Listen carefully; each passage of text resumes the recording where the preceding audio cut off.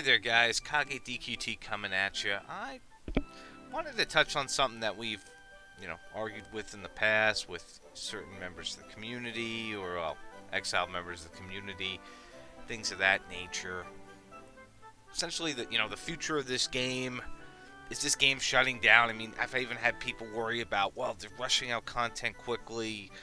What's gonna happen? And decided to just kind of poke around, do some digging, and use another game as an example. Now, Dragon Quest isn't the most popular in Square Enix's library in terms of revenue, in terms of downloads per month, but it's still netting about 200,000 or so.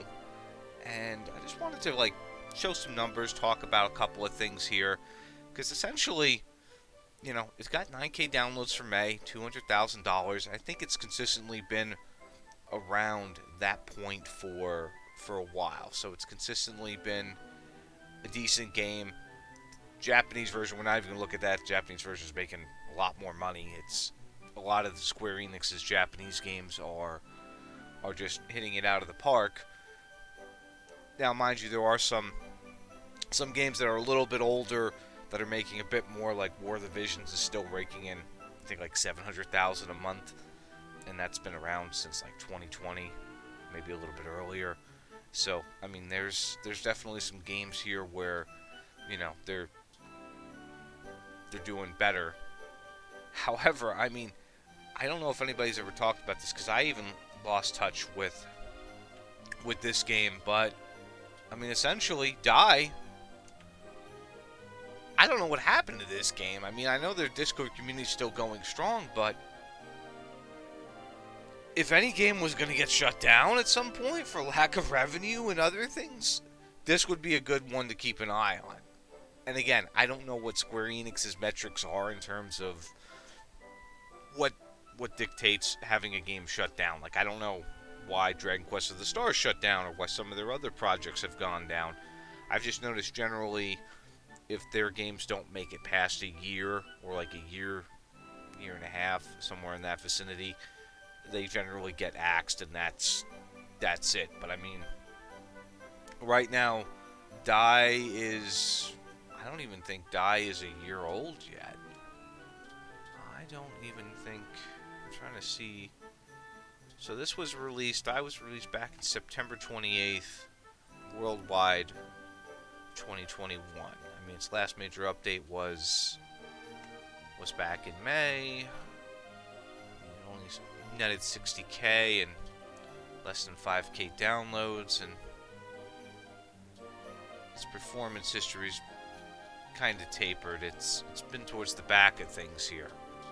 So, and then when we look at over on the main thing, Square Enix itself is, their Japanese market is up there. I mean, in terms of popularity, there's some games that are a little bit more popular and generating less money. Like, for whatever reason, Life is Strange is having a lot of downloads, so they kind of look at the download metric here. But then you see, Dragon Quest Tact in Japan, 20K downloads, 6 million last month. War of the Visions, 20K downloads, 700K. So, I mean, these numbers are pretty good. Wow, okay, the First Soldier, 10K downloads, 40K revenue. So, I mean, there's definitely a couple of other contenders here where you could be like, well, these games may go way before Dragon Quest does. Nier's basically on pace with Dragon Quest, and that game came out, I think, 10 months later. So, I mean, yeah, just you could be skeptical. You can, do all that doom and gloom. And the reason I bring this up is because I remember that this one dumb fuck was like, well, the game's making under 200K for this month. That's not good. It's going to go. And, I mean, he was trying to, compare this to Dokkan Battle. Dragon Ball. Like, Dragon Ball makes a lot of fucking money. Anything Dragon Ball makes a lot of money. I mean, the new movie came out a couple of days ago, and that's making money. That's like, everybody knows Dragon Ball. I mean, if you had to rank IPs in the West, I mean, Dragon Quest is nowhere near that type of publicity. It's just not. It's So for him to like bring up those numbers and try and cite that game and what it has, yeah, no, it's apples to oranges. Sorry, but the game is not going anywhere. We're looking at a lot of updates here. We're looking at another roadmap, which, I mean, we've got rank 8 coming. So I mean, stock whatever you can. Stock your gold. Stock everything that you can. I mean, it's no secret that the next number event is going to be my favorite, Dragon Quest IX. We're going to be looking at Corvus. There's actually going to be a lot of really good units to pull on. I mean, potentially you may want to go for both Corvus versions. There's a lot there that's coming, and in that regard, it sucks for free-to-play people. Not gonna lie, it's gonna be very hard for you guys to save and pull on these if you have to pity a 45k unit and you only have like 60k. You're gonna have to spend. The game is looking to turn more of the free-to-play crowd into paying customers to get the revenue up, which this is a pretty good strategy. Throwing all this at us is a very good strategy, because the 1.5 year, you're going to have a lot of duo banners. They're going to bring back some units you're going to want to get. I'm personally looking to get Dolmegus. I don't have him. And I see him in every fucking strategy, so I want a copy of Dolmegus. But the rank 8 thing this early was a bit of a surprise. That I had predicted September. So, I mean, we're getting this way earlier, and as one of my guildmates pointed out, like 90-something days early, as opposed to projection. So they are speeding up the timetable. They are changing things up, and realistically, as long as they keep giving this game content in Japan, and we know we're going to be getting it, there's no real fear of this game going anywhere. I mean, if they stop making content in Japan for whatever reason, I would worry. That's the point. I'd be like, okay, we're in trouble here. Not looking at the revenue numbers, none of that stuff, because again, we're nowhere near the red line, whatever that line may be, and this game seems to be making Square happy because they're accelerating things. They're pushing things at us way quicker. I mean, they're even doing some decent roadmaps here. I mean, I think they only missed the mark on potentially one roadmap out of, 3 or 4 they've done, where they had like a slight delay on one. So they've been pretty good in that regard. So it's like, the game's not going anywhere. The game's staying around, and for those people who are worried about it, or those people who want to keep the doom and gloom talk, well, then why did you quit the game, buy an account for $150, come back and play again if you think the game's dying? Are you mentally ill? Because you have to be mentally ill to go around telling people this is going to die, and then you cash back in. Like, I don't know what to tell you. I don't know what to tell you, and it's just, sorry, the game's not going anywhere. The game is doing well. We're getting plenty of content.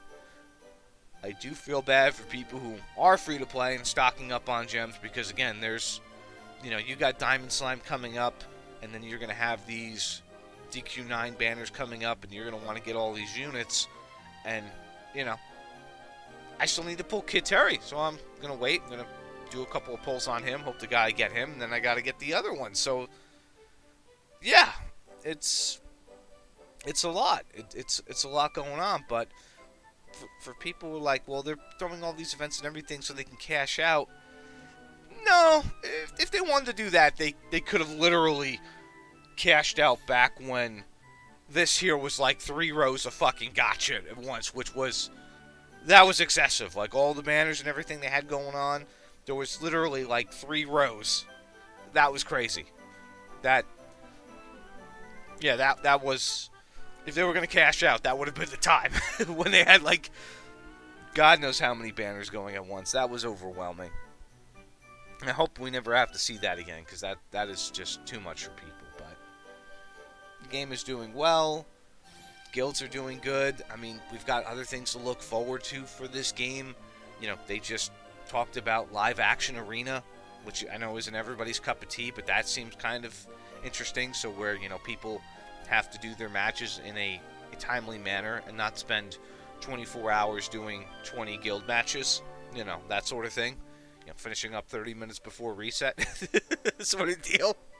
So I don't know if I don't think that's going to replace the current system. It's most likely going to be a supplement. So you'll see it in maybe Arena, or maybe they'll do like a live action for Guild, which would be cool.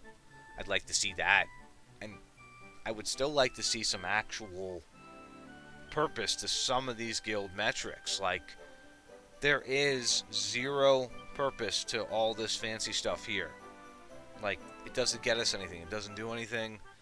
So maybe we'll see something in the future about that as well, because they laid the groundwork for this system.